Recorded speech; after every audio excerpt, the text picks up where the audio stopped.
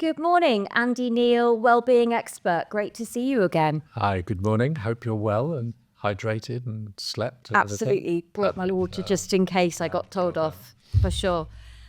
So, Andy, I saw a recent article in the paper which was conducted by the RAC and told us that up to 63% of drivers have admitted to being distracted whilst driving and making errors. Yeah. What are we talking about here when we're talking about distractions? Well, I think, well, firstly, I'm surprised it's only 63%. So the other 37% were lying. But yeah, 63%. I think when we talk about distraction, people get immediately, they think of like other stuff going on outside or inside the car. But actually, the biggest form of distraction is other stuff going on inside and outside of our head, and actually our basic physiology. I know we touched on that a little bit last time, and as you know, well-being is a passion of mine, but the use of well-being in corporate entities these days is somewhat disturbing because actually most people don't understand what well-being is. It's sort of a phrase that's bandied about. And now distracted driving, I think I mentioned last time, drivers don't crash because they can't drive. None of us employ people to drive who can't drive. So why do people crash? And they crash because they make a bad decision. And when you start to analyze, which I did like 20 odd years ago, how and why physiologically we make decisions, then it comes back to our physiology, and the four pillars of well-being, fatigue, stress, hydration, and nutrition. And if we can sort those out, then that helps then with our ability to make better decisions. So coming back to the distraction, we're not distracted. Well, we are distracted by stuff going on outside the vehicle that it's like suddenly you see something and you go, oh, or you're playing with the radio, or, whatever it is that you're doing, your phone goes off, or there's other people in the vehicle. So the things that we naturally think about as distraction are obviously there. However, if we are, if there was those things going on and we were going around a race circuit and I was the trainer and you were the pupil and I was teaching you how to go around a race circuit fast, and there was two kids in the back chatting, you wouldn't hear them. You wouldn't hear what was going on the radio. You wouldn't be tempted to pick up your mobile phone because your concentration level would be 100%, because motorsport's dangerous. It says so on the ticket. Yes. And it says so as you drive through the gate. Even though we're all going the same way, and there's no other vehicles, and there's no pedestrians or cyclists or tractors. And we've been around the track 4 times now, so we know where it goes. So we don't need to read the road, but you're still concentrating 100%. But after 20 minutes, you would get out of the vehicle and you would be sweated, you'd be hot, you'd be completely exhausted because you were concentrating 100% of the time. Now, obviously, you've driven here this morning. And I know the other week you said to me, when you're on a familiar journey, you don't concentrate. And you also made the comment about most accidents happen within 10 miles from home. Yeah, I've read that. And don't worry, I'm not going to say what I said when you said that. But so familiar journeys. It's easier to be, of course it is, more relaxed, I guess. Whereas, when I drove here yesterday, I didn't know where I was going because I'm unfamiliar with the area. It's not my territory. So I was concentrating really hard on where I was going. I was reading all the road signs. I didn't get caught in the bus lane because I saw the sign, because I was looking for road signs. They try and catch you out here. Yeah, absolutely. And you'd see the speed cameras and you're so much more aware because I was concentrating, whereas you've been here 100 times. Yeah. You're not concentrating. So, a classic example, they actually changed the speed limit along the London road from 30 to 20. And so many people got caught because you're so used to doing that. Because they're not reading. It's a rat race. Whereas all of the strangers to town see it immediately. They see it immediately, yeah. So concentration is the key to not being distracted. But then we need to go, rather than go from concentration, what we need to do is we need to go back from concentration and say, well, we use a statistic that says that only 1 in 4 drivers are concentrating, because you only concentrate for about 25% of the time you're driving. Mm-hmm. And actually on a familiar journey, you probably don't even manage that much. Or when I'm on the motorway going home later for 100 miles, I'm probably not going to be concentrating that much either. But the areas where we need to concentrate are urban areas, obviously, higher because there's more danger.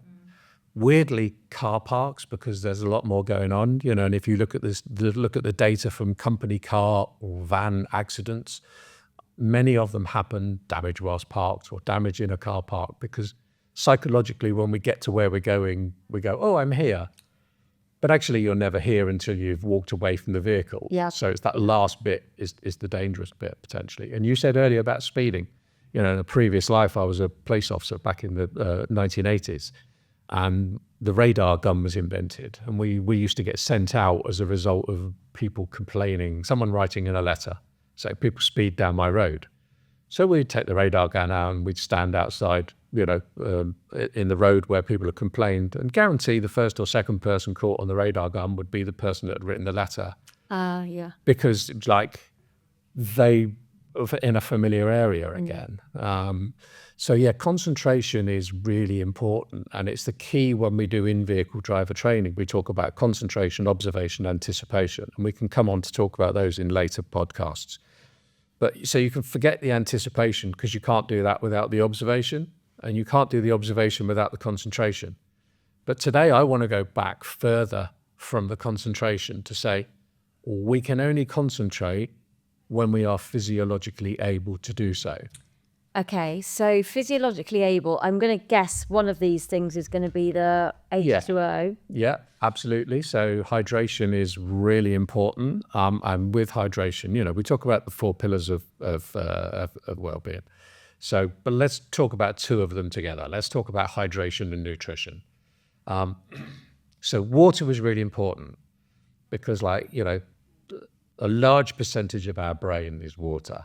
Up to 80% of the brain is water. So 2% dehydration will equate to being unable physiologically to concentrate by up to 20%. So wow, 20%. 2% dehydration, 20% lack of concentration. So if you are not properly hydrated, you will not be able to function as well. That's really simple to achieve. Yeah. It's just drinking water. But we stop, of course, and we have a cup of coffee. Or we stop and we have a cup of tea, or we stop and have some other type of drink. And then we probably pick up a chocolate bar. And the problem with hydration and nutrition is actually the things that are good for us. You walk into any motorway service area and you smell the McDonald's, or you smell the Costa, or you smell, the pasty shop, or whatever it is that you smell. You don't smell the water, and you don't smell the salad bar, or you don't smell the nuts and the seeds, the low GI foods that drip feed the nutrition to us. The things that appeal to us are the coffee, big spike. Yeah. Okay, but big spike equals big drop off.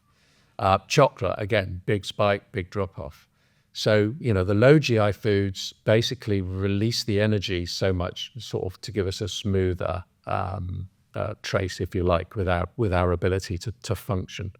And if you think about, professional athletes these days, they all have dietitians, even golfers. And golf is not a particular, you don't think of golfers necessarily as being athletes, but even they have dietitians. Yeah. And you imagine all the top sports teams in the world, they go away and they're going away to a, foreign country to play a sport or whatever. They're all taking chefs and dietitians with them to make sure that they're eating the right foods and drinking the right stuff to be in a position where they can perform. And driving, of course, is a high-risk activity. It's the highest risk activity that any of us are ever going to do. Weirdly enough, though, this applies to other aspects of work, whether it's like the people in your office building, whatever you are doing, you need to be in a peak of fitness that allows you to perform and do your job well. So yes, we're talking about driving, but eating the right foods and making sure you're properly hydrated is really key. Then, of course, people say to me, well, how do you know if you're properly hydrated? That's dead easy. Just look at the color of what comes out. And if it's Pinot Grigio, you're good. If it's Chardonnay, get some water inside you. If it's Merlot, go and see a doctor. Yeah. So there's loads of charts that you can just download off the internet and print off and put in your toilets at work. So to give people a hand, so give people the information they need to make better decisions. So yeah, hydration and nutrition, really key to being able to concentrate. Fantastic. And you said 4 pillars. Yes, so that's 2. So going back to the concentration thing, stress is a big one. Okay. Yeah, we spoke about that in an earlier podcast. Yeah, if there's stuff going on inside your head, and that doesn't matter whether you're stressed at work or stressed at home. We talked about it before. It doesn't matter where the stress is coming from. If you're at work and you're thinking about stuff going on at home, then you're still stressed. And if you're stressed, you're thinking about that. You're not thinking about the task in hand. So yeah, there's lots of things that we can do to alleviate people's stress. There's tools. I recently came across a tool, which is a really simple little app, and on a daily basis, you just go in and answer one question. You can do it before you drive, or you can do it. It comes up on your PC when you log in the office, and it's just a really simple question. How are you feeling today? And you get 5 faces, and there's a happy face, and there's a really sad face at the bottom, and 3 in between. And you just click on one of the buttons, and if you click on one of the top 2, nothing happens. It says, have a great day. If you click on the 3rd one, it's like, would you like to speak to someone? And if it's the bottom 2, then yeah, so there's other interventions. But it's asking people proactively about how they feel, which is really important, because like most of us don't come into work. And we might come in and say, oh, I've had a really weekend. But then people say, oh, never mind, because actually we're not really interested. Oh, we all ask that question, don't you? Oh, how are you? And then you go, oh, yeah, I've got a week to live. And we ignore it. The answer is not really listened to. And it's funny, isn't it? Because like when you hear about someone that's like, taken that really, really bad step, and you think, wow, how many times you hear that that's a real surprise? Yeah. Or we didn't know that they were feeling like that. And that's because we don't pay attention and we don't really understand. So to proactively ask someone on a daily basis, particularly if it's slightly anonymous like that, and it's a really easy tool to put into place, and stuff like that's available these days. So that's really key. And there's lots we can do to help people with stress. Yeah, actually, I did a little bit of work with a charity a couple of years ago called Calm. It's the campaign against living miserably. Yep, I know them well. And they do some fantastic work in signposting and just sort of helping to understand how, especially in men actually, because they don't talk as regularly perhaps as we girls do about feelings. Because we don't need to, because we're like big and strong. And that's obviously why I was going to go there, obviously, yeah. But those charities are there to support, and there's lots of other ones. I know there's all sorts of mental health charities, but it doesn't have to be mental bad health. It can be mental good health. It can just be about fighting fit mentally. Yeah. Well, I've developed a new presentation this year called Stress, You're Stressed Good. Because like stress is, it's like cholesterol. There's good and there's bad cholesterol. Same with stress, there's good and there's bad stress. Stress keeps us alive. But it's managing stress that's important. And we used to talk about stress management all the time, but I think these days we use the word stress as a derogatory term. There's nothing wrong with stress as long as you know how to manage in it. And but you can only know how to manage stress if someone teaches you how to do it.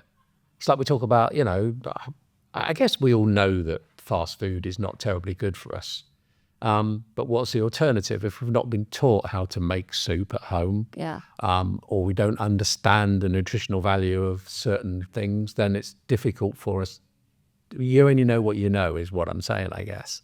And the stress thing is like, well, there are things that can be put in place to help you with stress. And some of them are really, really simple, changing the negative emotion to a positive emotion. If I'm worried about something, there's no point saying don't worry about it. But if I can switch the focus to a good thing that's going on, then that will override the bad thing, if you like. And then I just need to then invert and do some breathing exercises, and I can completely control. When I walked here this morning, though, when I got in here and I was really hot and sweaty because it's warm outside, I just sat outside and I thought, blimey, I'm really hot. The more I thought about I was hot, the hotter I was getting. So I just stopped and I just shut my eyes and I just breathed in for 5 and out for 5. I did that for about a minute or so, and I opened my eyes and I've not been hot for the last half an hour or so. And it's like I've completely calmed myself down. But I only know to do that because someone taught me how to do it. Yeah. Yeah. So it's like giving people information so that they can make better decisions about how to control. So is this part, I know that you work with FSGB and a number of other clients on driver training. Is that one of the things that you talk about in your driver training? Absolutely. course? So, I've been involved in driver training for 40 odd years now. And it's really the wrong name, because when you think of driver training, people think about teaching people a physical skill. But they can already drive, right? Yeah, absolutely. I mean, it's probably got to be the only thing where someone turns up and go, "Oh, I'm doing a driver training course today where I've been doing this for 30 Passed the years." test 30 years ago. Yeah, and actually I'm obviously doing all right because I'm still here. Yeah. And I'm still alive. And of course I say, yeah, but the 4 people that are going to get killed on the roads today have never been killed on the roads before either. So we have this like it's not going to happen to me attitude. And by the grace of God and all that, hopefully it won't be us today, but it will be someone. There will be 4 people killed on the roads today and tomorrow and the next day and the day after. And when I started, it was 13 people a day, back in the late 80s. And the only thing that's really changed is like airbags and seat belts and safety features in roads and vehicles. Driving is probably as bad now as it ever was. But driver training really is about teaching people the mental skills. And, ever since I started, we've talked about concentration, observation, anticipation. But as we said a minute ago, it's like now what we're starting to talk about is concentration and what happens before, and the 4 pillars. When you start looking at these articles which talk about distractions, they're sort of referring to things like looking at your mobile phone, doing your makeup, all of that. But actually this all goes back a lot further. This is about how you wake up in the morning. So actually I think that might lead on to the other one. The other one, the 4th one, which is fatigue. Yeah. And I stand up in front of a conference of 200 people and I say, okay, who sleeps well? And 3 people put their hand up. Or 4, because I put mine up. And I go, okay, fine. Well, and then I ask, who's been taught to sleep? And 3 people put their hand up. So 197 people have not been taught to sleep. Guess what? They don't sleep very well. If you only know what you know. So if no one's taught you how to sleep, how will you do it properly? So, fatigue, if you're tired, you're tired. Guess what the only cure for being tired is? Sleep. Brilliant. See, it's not that hard, except then we say, well, I don't sleep very well. And then I'll ask you, well, what's your daily routine? And you tell me, and I go, yeah, okay, well, that's why you're not sleeping very well, because you're not planning to sleep. Now, I guarantee that everything today, between when you got out of bed this morning to when you're going to get home tonight, or even slightly beyond that time, has been planned. You know what time you were going to be here. You knew what time you were going to be dropping the kids off, or whatever it is. What time you're getting home, what's for tea, or what needs to be done for tea, what time the kids are going. Everything is planned. But then the sleep bit, the most important bit that's going to recharge your batteries ready for doing it all again tomorrow, is completely left to luck and chance, and is not planned. And actually what's really crucial is that you plan your sleep the way you plan your day. Several years ago, I had a client in the rail industry, and heavily unionized, obviously, and also heavily governed by rules and regulations about how long the maintenance crew can work and what they can do at work. A bit like the driving industry, where we have driver's hours, heavily governed by how many hours you can drive, rest periods, how many days off you need to have at work, et cetera, et cetera, et cetera. All heavily governed.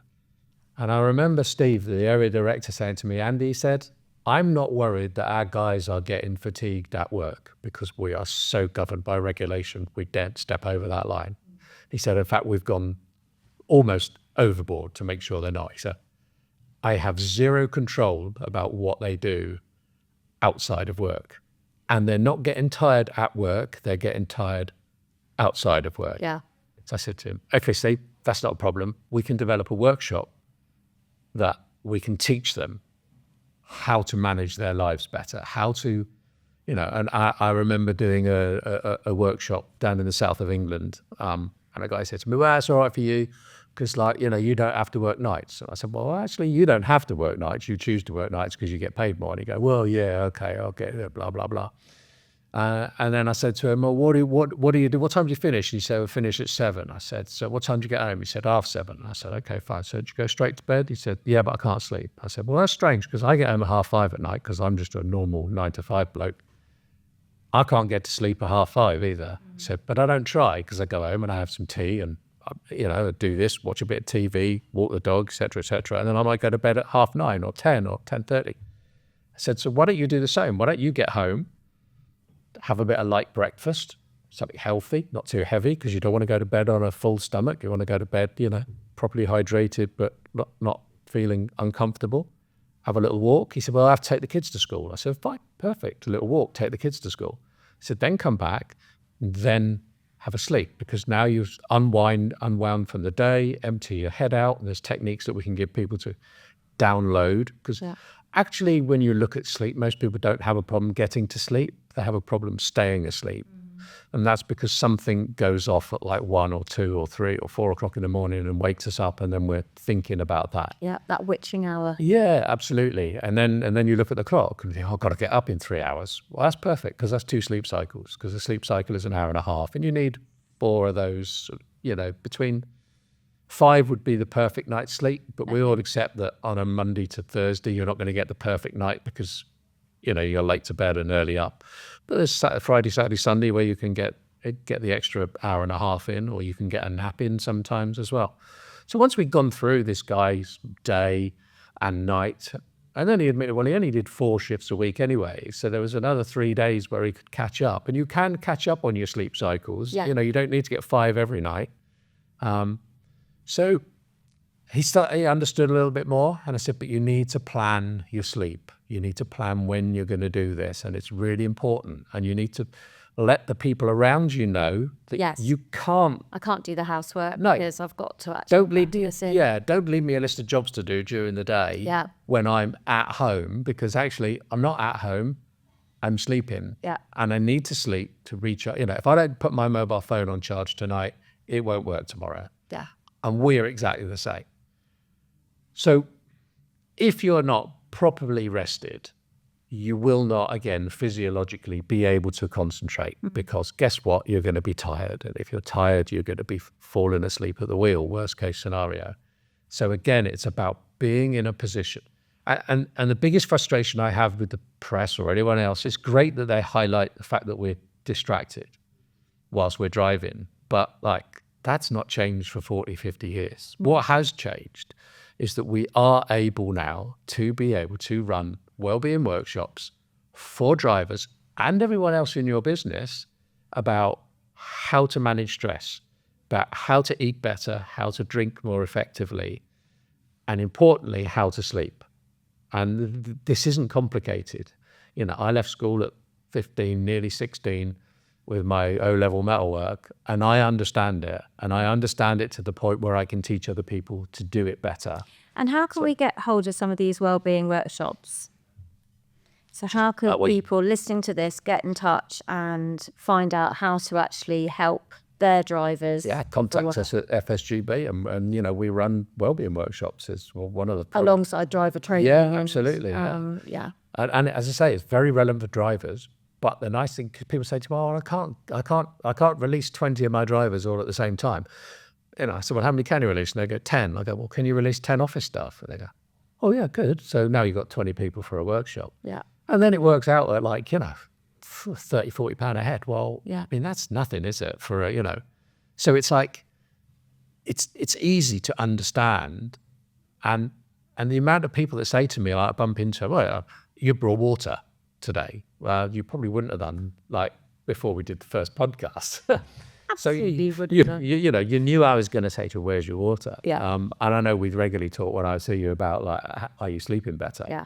And I lent you a book that I think you still haven't finished. I still have, actually. Yes. So, and the book is actually called Sleep. It's by a guy called Nick Littlehales, and it's so easy to read, and it's very relevant to. It's not trying to teach us to do things that we can't do. It's very real world. It's he talks about he's an elite sports coach, and he worked with, Manchester United and various other sports teams, British cycling, and taught them how to sleep. And the first question he asked them was, he went in and he spoke to British cycling and he said, okay, fine, what time do you go to bed? And everyone looked at him, well, what a weird question, because it's like, there wasn't a set time they went to bed, but to plan your sleep, you have to have a set. So he taught them the technique of and weirdly, you actually work backwards. So you start from the time you got to get up. So the question is actually, what time do you need to be up tomorrow? Or what time do you need to function tomorrow, more importantly? Because if you need to be functioning at 7:30, you need to be up 90 minutes before. Yeah. And then you go back in 90 minutes, and then, so you go backwards, and then it lays it out for you, and then you've got a plan. And that's what you need. You need a plan. You need a plan to sleep. So in summary, we've got 4 things. So you mentioned the 2 together, so hydration and nutrition. Then we've got sleep and stress, essentially. And I'm guessing all of these things actually factor into each other, don't they? Yeah, you're absolutely. going to be more stressed if you're... Yeah, if you're stressed, you can't sleep. And likewise, if you're and not likewise, sleeping, and if you're you're more stressed. and if you're overhydrated and you get to my age, hopefully you do get to my age, then you can't sleep because you need to get up and you need to go to the loo. Now, on the odd occasion where I have a few beers at night, I need to get up in the middle of the night and go to the loo. But I know the techniques to get myself back to sleep afterwards. So, again, just some really simple basics. So managing your hydration through the day and then slowing down in the evening so you're not overfilling the bladder. And, people say to me, when we talk about nutrition, I talk about breakfast being the most important meal of the day. And people go, I don't have time for breakfast. Well, you do, because you've got this hour and a half between getting up and performing. So there's plenty of time there. Even if you just put some overnight oats in the fridge the night before, it's like really not hard, oats, milk, a little bit of fruit, put them in the fridge. And then as soon as you open the fridge, it's there in the morning to eat. Starts the metabolism going, because otherwise your body holds onto the food from the night before because it doesn't think it's going to get fed again. So the longer you hold on to food, the more chance it is that it's then going to turn into fat. So starting the metabolism on a daily basis with breakfast. The other reason people don't eat breakfast is not time, but I'm not hungry. If you're not hungry, it's because you've eaten too much, too late the night before. So eating earlier in the evening and allowing that to digest before. We've all eaten too much and then gone to bed and gone, I can't sleep. I always wake up starving. Yeah, good. That's really good. But I struggle to eat late in the evening anyway. Yeah, so absolutely. From digestion, because I go to bed and there's no way I'd be sleeping. So. I spend a bit of time in Florida, and if you turn up at a restaurant at 6:30 at night, it's like everyone's left. Yeah. If you turn up in Seville, a restaurant at 6:30, 7:30 at night, they're not open yet. Like, what? It's like, but then of course they've had 4 hours siesta in the afternoon, so they've had 2 or 3 sleep cycles after lunch. Yeah, well, the 2 times of the day where you're most tired are between 2 and 4 in the morning and 2 and 4 in the afternoon. But being British, we fight our way through that afternoon siesta time, whereas in Europe they listen to their bodies and they go, we're tired, well, let's have a rest. But then they come back and do a bit more in the evening. So it's listening and understanding our circadian rhythm. We have early birds and night owls. Some people perform well in the morning. My wife gets up every morning and does 2 hours exercise between the hours of 6 and 8. I get up at 6, but I make a cup of tea and go back to bed. Yeah. And then I get up and make a cup of coffee and go back to bed. I cannot exercise first thing in the morning. And I would go back to the sports arena as well. When the book Sleep covers this off, and it says, so football always used to be at 3:00 on a Saturday afternoon. Now sometimes they're playing, I watched a game the other day, the ladies in the European semi-finals, and it was an 8:00 kickoff. So I had to stay up late to watch that because it went to penalties as well. So it's like, I was watching that at 8. That's 9:00 in Switzerland, I think it was. So they were starting at 9:00 in the evening. Well, that's half an hour after my bedtime. So how were they able to start performing at elite levels at 9:00 in the evening? Well, it's because they've been trained to do so. They will all have slept in the afternoon. They'd have changed their eating patterns and everything else, so that at 9:00, when the whistle went, they were at the peak of their ability to be able to perform. It makes such perfect sense, and it's obviously everybody's got their natural rhythm, and what works for your life doesn't necessarily work for you with the exercise and what have you. But it's a really interesting concept that we actually have to really consider all of these elements. But I think through people like you actually doing these wellbeing workshops, not just saying they're looking after their well-being of their drivers and their employees, that's got to be a positive step for all of us to just take a step back, understand our bodies and what we need. And even if you only like drink more water, so even if you like only sort out your hydration, the nice thing with the FSGP program, it is a program. It's an ongoing program. So as part of the e-learners, we have the normal ones. We have urban driving, we have motorway driving, we have parking and maneuvering, but we have wellbeing ones. We have fatigue e-learners as well. So in 18 months' time, the wellbeing, the fatigue e-learner might drop on your thing and you go, oh yeah, I remember Andy saying that to me in a workshop. And that's the beauty of a program, is it's a reminder of what you've learned in a face-to-face environment. And there's no substitute for learning face-to-face. And I always say to people, e-learners should be a reminder of what you've been taught, and not a replacement for what you haven't been taught. So someone actually having the ability, and as well as human beings, we like to ask questions. So people would always throw up an objection to, well, it's all right, like the guy I said earlier, it's all right for you, mate, you just do Monday to Friday, 9 till 5. Well, yeah, but I used to work shifts. I worked shifts for 10 years. So straight away, he's like, oh, really? Okay. Well, how did you manage then? And it's like, but you can't have that conversation with a computer. You can't have that conversation with an e-learner or a book. No, you need to be in a face-to-face. Yeah, to be in an environment. And particularly the workshop's nice because there's always a little bit of peer pressure as well. So the other 19 people in the room are looking at him going, yeah, you're being a bit of an idiot here, mate. So that peer pressure works as well. But even if you only take one thing out of it, then that's one thing you didn't have yesterday. Yeah. And that's what learning's about, isn't it? And it's easy to spout this stuff when you're, semi-retired and living in a nice part of the world where like life's slower, and you don't have to get out of bed at whatever time it is in the morning and go to work and do it all again. I just wish I knew then what I do now. 'Cause life would have been so much easier in my 20s and 30s. But hey, at least I got the information in the end. Now you're sharing it. Now I get a huge amount of pleasure out of like helping other people or trying to help other people. As I say to people, here's the information you need to sleep.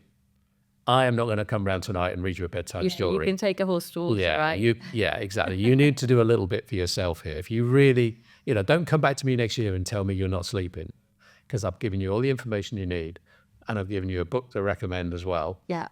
So there's really no excuse. Me is to be. To me now. Absolutely. Yeah. If they're not sleeping well, it's down to you. That's why. Andy, thank you ever so much for your time today. Really appreciate it, and we look forward to the next one. Yes, thank you. Thanks.